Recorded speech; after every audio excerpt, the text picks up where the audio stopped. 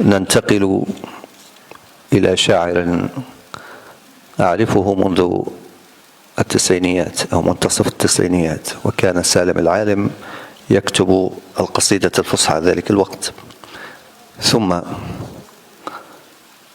صار كل ما يكتبه معبرا بالفعل عن حياة الشاعر، وكل ما يعيشه صار هو الشعر.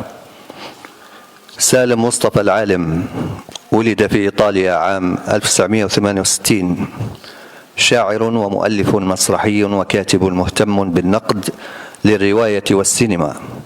عاش وكبر في بنغازي، وفيها تحصل على بكالوريوس الاقتصاد تخصص العلوم السياسية.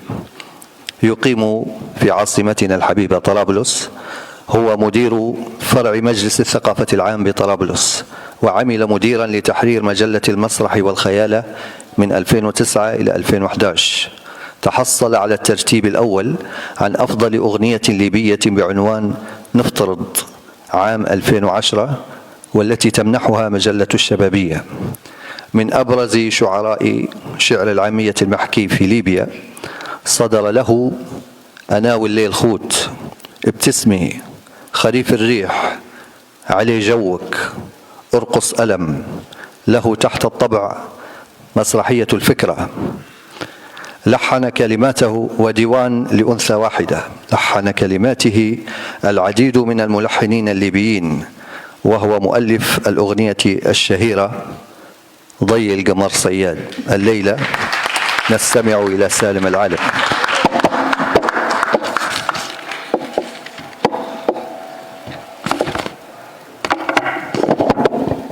مساء الخير، سعيد بهذا الحضور الجميل، سعيد بأول أمسية تجمعني مع سميرة ومع سالمة، واللي أنا متأكد أن نختصر في الزمن القصائد عشان يعطونا فرصة أنا والأستاذ محمد أن نحن نجلدوكم اليوم بقصائد طويلة. وهذا الكلام قرأت لي سالمة قبل ما ندخله. الشيء الآخر طبعا ممكن من 15 سنة ما قمتش أي أمسية داخل المدينة القديمة طرابلس، وهذه عودة إليها. أنا سعيد بهذه الليالي الجميلة، سعيد بهذا الحضور. ما نبيش نطيل عليكم في كلام، نبدأ بالشعر على طول. اكتب لام واكتب بعد اللام أليف، أسأل أمتى واصرخ ليش واعرف كيف. ارفض أنك تبقى تابع أو أنك تبقى سيزيف، امشي فوق أحباط الواقع، انسى كل أفعال الماضي وامسك في الفعل المضارع، واجه كل أوهام الزيف. اكتب اسمك، ما تكونش حاجة غير نفسك، شكل ذاتك، لون رسمك، لون حتى الوان الطيف. حب وأكره، عيش وأمرح، اجري وأفرح، لكن أصحى أنك ترضى تعيش في وطنك زي الضيف.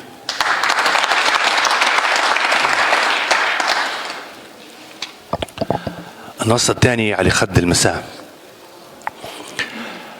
على خد المساء بكيت مساءاتي، وتأوه في خيالي صوت ضحكاتي، وذوبني حنين الوجد لأصحابي وشقاواتي، وسهرني أنين الليل في راسي، وانشاف الصبح آتي. وتنهدت وطافت في دهاليز الخيال ذكرى بعيدة قريبة، شميت ريحة طيبة خطرت علي ميمتي وهي داعية في الفجر، البويا الله لا تغيبة. وتنهدت ايه يا ايام، وين الملاعب الاولى، وين الرفاقه جولوا، وجيراننا القدم ويش اخبارهم هالوقت، وين ديارهم، زعم ساكنين في دارهم والله بعدنا حولوا. وتتذكري الزمان وين ما يحدث منابل حد من جيراننا النوضوا جميع نعولوا. وتتذكري الزمان واحنا صغار ندرنا الخطاوي نت فينا شيخ من جيراننا نواطوا العيون ونخجلوا. وتتذكريش فرحتنا صغار بلبس الجديد في العيد والتبويزة، وكيف نتربوا على العصر من صغرنا، وكيف النفوس عزيزة، وخدود البنت كيف تنحمر وين ينحكى عزيزة، وكيف كان ديما ضحكنا من قلبنا، أولاد وبنات صغار طاهر لعبنا ونلعبوا الوابيس والنقيزة، وفي وقت العصر وشيابنا متكين ويلعبوا في السيزة، وفي برد الشتاء كيف العويلة يلمهم شاهي مع الويزات وتهدريزة. وتنهدت ترى خبريني ايام شن صار فيها الناس وكانهم تغير حالهم واحوالهم تمت عجب. وين الحشم؟ وين ترباية الأم وسطوته وهي بتلب؟ وين النخل الأول ترميه بحجارة ينزل عليه كترك رطب؟ آخر كلامي أيام أكيد الزمان تغير وما هوش كيف زمان، والمادة في عقولنا طغيت على الإنسان. لكن أنا في خاطري ما زال عندي أمل في ناسنا، في أولادنا ما زال فيهم خير وفيهم صفاء وإيمان، ما دام ذكر الله في بلادنا يعلى مع الأذان، وما دام في قعداتنا نتذكروا ما كان، وما دام جو عيوننا في للحبيب مكان، وما دام عزك ليبيا في قلوبنا مهان.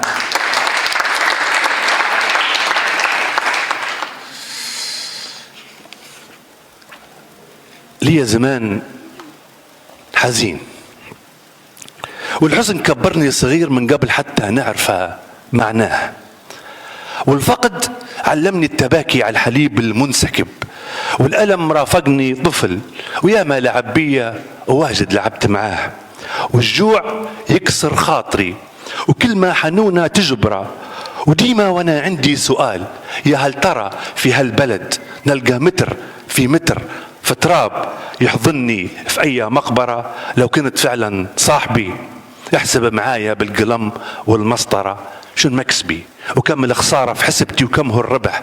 لو كنت فعلا صاحبي احسبها معايا صح.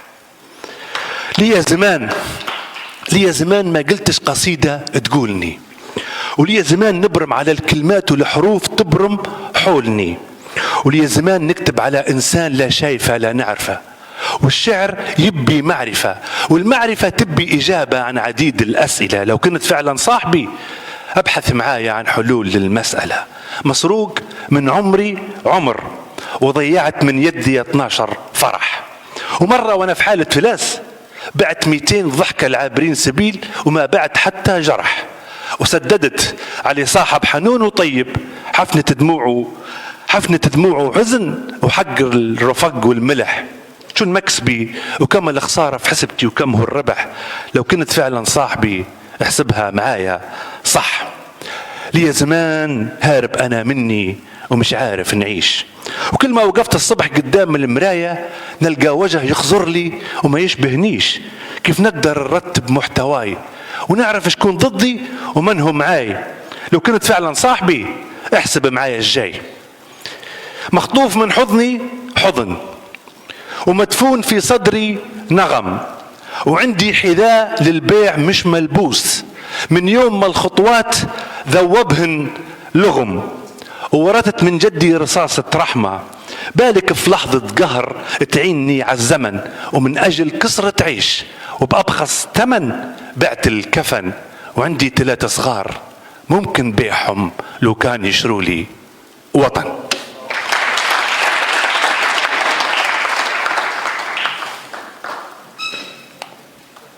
نكدنا شوية صح. نحاول نحبك بآخر 3 جنيه في جيبي والجود بالموجود، بآخر رصيد لبيانة باقي في هاتفي النقال.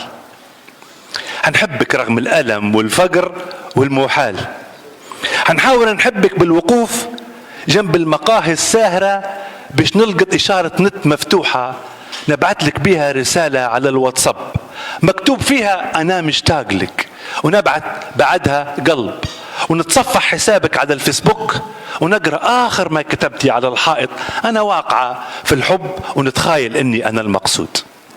هنحاول نحبك عن بعد بآخر وسائل تقنية موجودة ما دام مش قادر نجيك، للاختلال المر في خطوط رحلات البراق، والانتهاء صلاحية جواز السفر، ولأن الوقود ولأن الطريق مجروف ومسكر على العشاق، ولأن الوقود مقسوم بين المولدات وبين سيارتي اللي انتهى بها العمر وأصلا بلا عجلات. وحتى وأنا عاطر على العمل هنحاول نحبك بالبقية الباقية في قلوبنا من أمل في أن بكرة الحال يتصلح، ويصبح من حق المواطن المتملح أنه يرجع يعود يحلم على قولة عبد الوهاب بأنه يغرق في جحيم من القبل.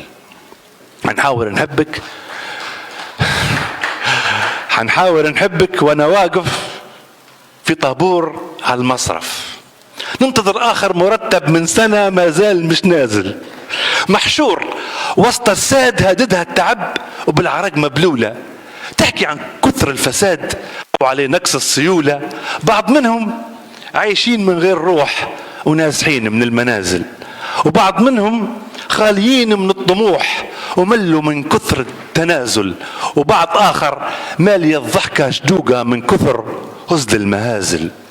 هنحاول نحبك قبل آذان الفجر، وانا واقف في عز البرد في طابور على الخبزة باش ناخذ 8 فردات بجنيهين، وكم ضربة على جنابي وبونيين، ونعطي 5 فردات لجارتنا اللي زوجها مخطوف من عامين واطفالها ال5 ما زالوا صغيرين. هنحاول نحبك وانا واقف في طابور سيارات قدام بوابة في شارع مظلم فيها ناس ملثمين، وهنفكر كم انا نحبك. قبل ما نبدأ نفكر في الإجابة على السؤال الصعب، لما تسألني الكلاشن أنت المن أو أنت منين، ولأنك كل شيء عندي هنجاوب أنا أنتي. ولو فتشت حضرتك اللي موقفني، لو فتشت في صدري وفي روحي هتلقى اسمها مكتوب في جروحي، ولو فتشت في عيوني هتلقى بس صورتها الحقيقية، وهتعرفها لأنها تشبه لأمك بملامحها الليبية، ولو فتشت في جيبي هتعرف أني نعشقها وأنا شايل بطاقتها وصورتها لأنها بنت ليبية ولأني زيها ليبي. هنحاول نحبك بآخر 3 جنيه في جيبي. محاولة فاشلة. معروف عنك يا محمد محبوب، معروف عنك اسمك وسنك سنة مكسورة. خلينا نراجع النص لأنه راح من الذاكرة فجأة.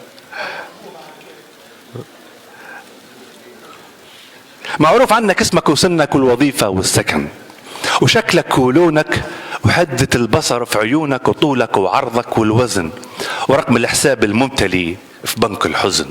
معروف عنك كم خاناتك حبيبة وكم صديق باعك بأرخص ثمن. معروف عنك رقم البطاقة والكتيب ورقم جواز السفر وقهوتك سكر زيادة وتحب تسهر للفجر. معروف عنك انك متاح ومستباح ولاحس لسان الفقر. اكفي ايدينك على الجمر واسدل ستار المعرفة وانزل التاسع سطر تلقى الحروف متستفة والنتيجة 0. شو فايدة كلمة احدى كلمة في كتاب عمره ما انفتح؟ وشو فايدة كلمة عرفتها وما كتبتها على القلم لإنسان عمره ما انجرح؟ معروف عنك مالك من الأمس شيء إلا تشريد وقزن، ومالك من اليوم شيء إلا أن الريح تجري عكس ما تريد السفن، ومالك من الغد شيء إلا تصريح الدفن. معروف عنك كنت عاشق عاش يبحث عن وطن. معروف عنك كنت شاعر بس في الآخر انجن.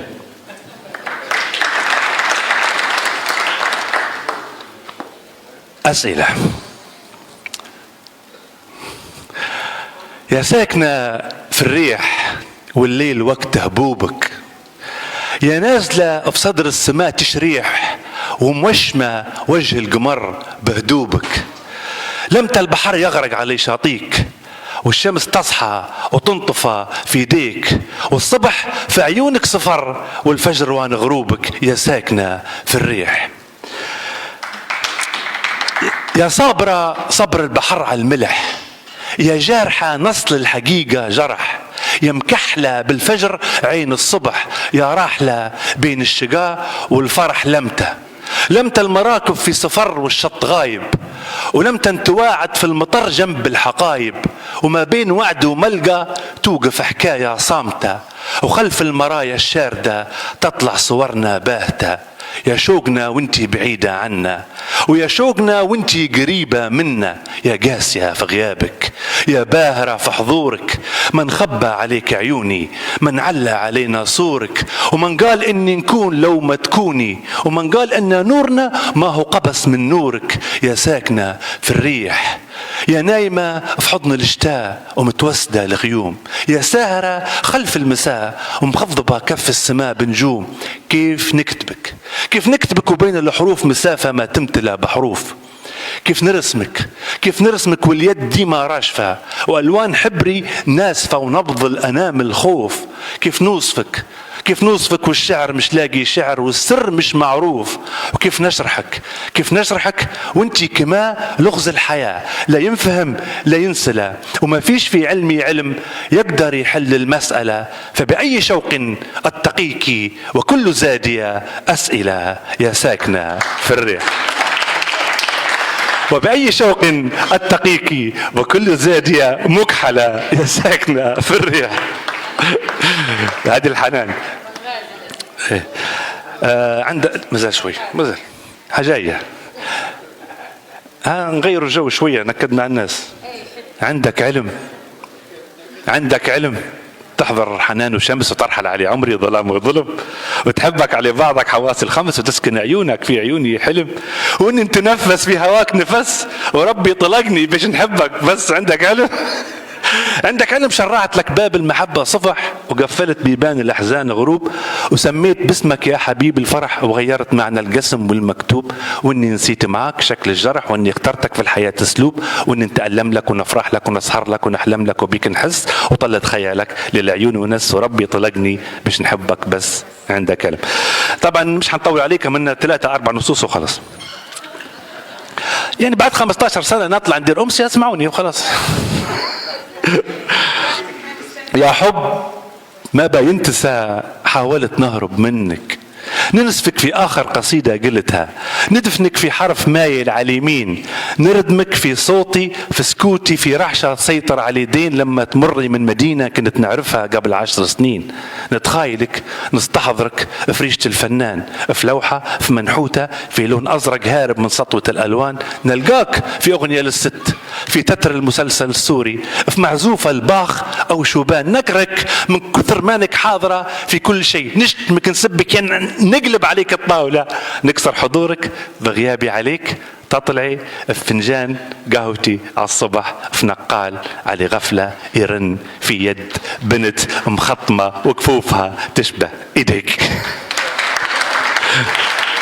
مدام دوينا على الايدين نكملوا في الايدين وننتقلوا الى النصوص ما قبل الاخيرة. خلاص كملنا يا حميد.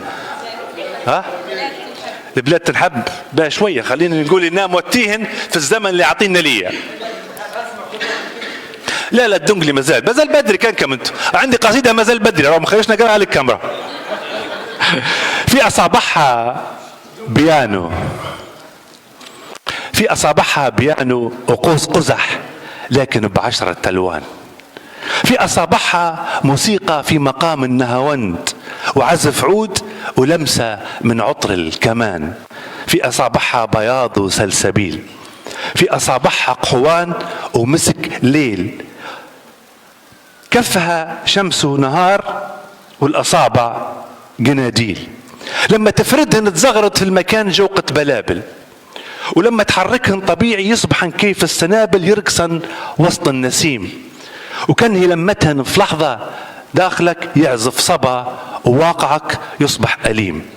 الحقيبة بين يديها ماركة أبصر اسمها، حاجة فيها شيء ديور، طلعت منها قلم وشيك أخضر التفت كل الحضور. تبي توقع شيك مصدق، القلم في يديها غنى ونط يرقص من السرور، وبيش يقعد وقت أطول بين أحضان الأصابع. الحبر رفض النزول، خربشت بشوي قسوة دوراتها على الكفوف،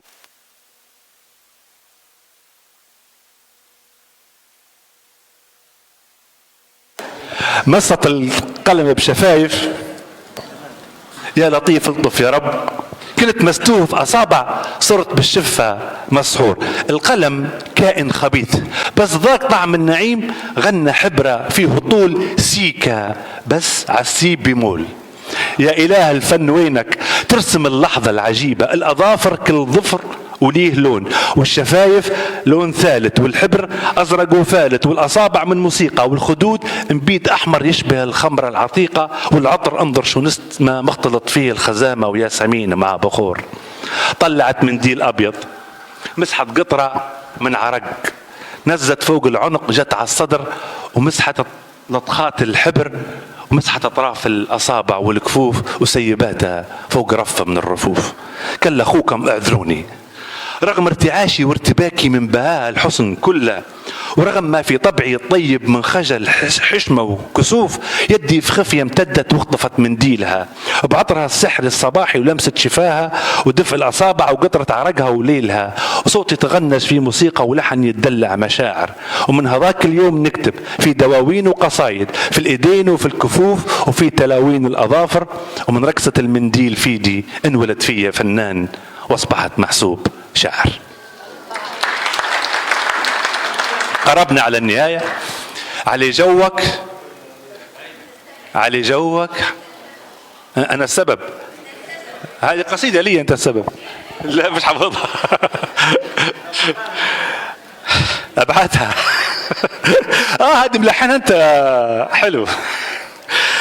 علي جوك تعالمت ما أحلالك، تعال اسأل وما تسأل، تعال ساول وما تداوي قلب مجروح من حبك ومتحمل، تعال هدرز علينا يوم يا سي حتى تعال ساعة وما تطول. علي جوك تبي تقعد تبي ترحل، علي جوك، علي جوك دلل على اللي يخطر لك، ودلع في اللي يخطر لك، واهجر هاللي يخطر لك، ووزع حبك السامي على اللي تحب زي ما تحب. علي بابك وقفنا صفوف من العشاق نتسول، ولو ومضى تنور ليلنا المحروم من ضوك. علي جوك، علي جوك تعال سلم بطرف العين وما تتعب بلا ما تمدها يدك، وبلا ما تجود علينا بفيض من ودك. تعال وكون فوق الكل وخلك سيد الموقف، على راسي تستاهل منه قدك.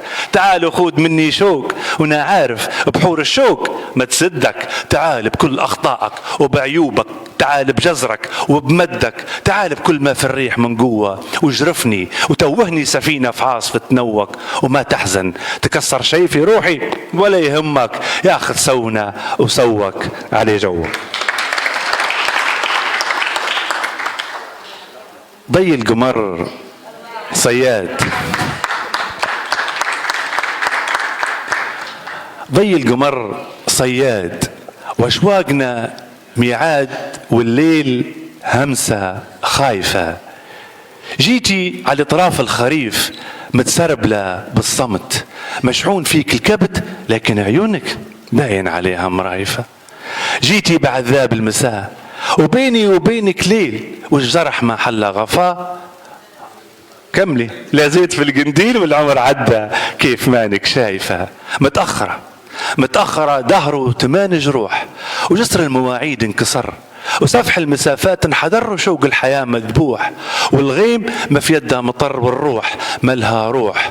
وما عاد عندي للمواجع صبر، والورد متيبس عروقها صايفة. بودي نرمم ما تحطم فيا، وبودي نلملم ما تهدم فيك، لكن اوجاعي مكبلات يدي، وانتي الخوف المر خض بكفوف يديك. كيف انت فاهم كيف انت واعد كيفنا جرح وانتي شفرة، وحتى بعد ما نلتقي ميعادنا يجي طفرة، ودروبنا متباعدة وحتى الظروف مخالفة.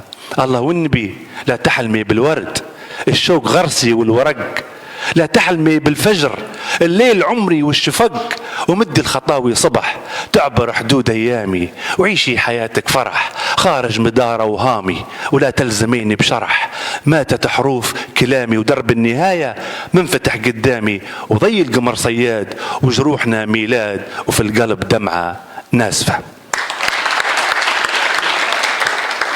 هنختم بالنص الأخير، وهو نص بنغازي التي تحمل هويتنا، وكان لابد من استحضار بنغازي في هذا المكان وهذا اليوم. إن شاء الله ربي يفرج عليها من طمس الهوية اللي قاعد يصير فيها، لكن ستبقى في الأدب وفي الشعر وفي الأغاني بنغازي كما عرفناها.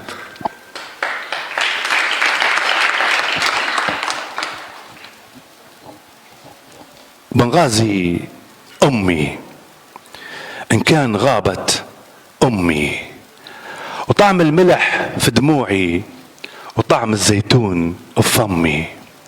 بنغازي نعرفها مخبيها تحت جفني، فيا تشم ريحتها مهما نغيب تعرفني، وتعرف ما يكدرني وتعرف ما يكيفني مثل أمي شفقها لون دمي.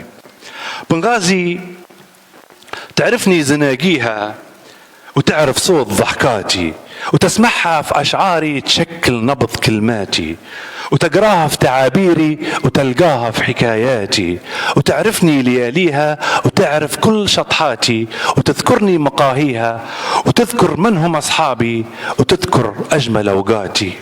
بنغازي تعلمت العشق منها وحضرت جل غياتي، وما زال الشجر فيها محفر من مساميري، رسمت قلوب نقشت سهام نقشت اسمي بجنب حروف صحباتي، وشافتني في ملاعبها فارح بانتصاراتي، وسخرت من تخلبيطي وحزنت لانهزاماتي، ومهما نتوه في الدنيا ومهما نسير في الزحمة تميز صوت خطواتي، ومن واقع الخطى على الأرض تعرف كان أنا فرحان والله غارق في همي، وتحضني بدفاع الأحلام وتقرأ علي وتسمي مثل أمي. بنغازي يا حنان الأم ضميني بعطف ضمي.